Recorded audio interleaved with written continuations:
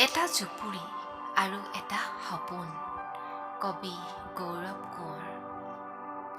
আমাৰো এটা ঘৰ হ'ব, সৌ পাহাৰৰ সীমনাত। ঘৰ নহয়, এটা জুপুৰিহে। জলঙাই দি জিলিকি ৰ'ব সপোন। কোলাহলে আমাক ঢুকি নাপাব, য'ত থাকিব কেৱল প্ৰেমৰ ভাষা। দূৰৰ পাহাৰত প্ৰতিধ্বনিত হ'ব আমাৰ উশাহ নিশাহ।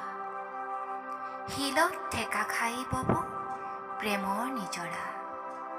নিশাবোৰত আমি গান জুৰিম, উত্তাপিত হ'ব শীতৰ ৰাতিবোৰ। পুৱাৰ কিৰণত লাজৰ উৰণি নামিব, আঁচলেৰে আমি মুখ থাকিম। সঁচাকৈয়ে আমাৰ এটা ঘৰ হ'ব, সৌ পাহাৰৰ সীমনাত।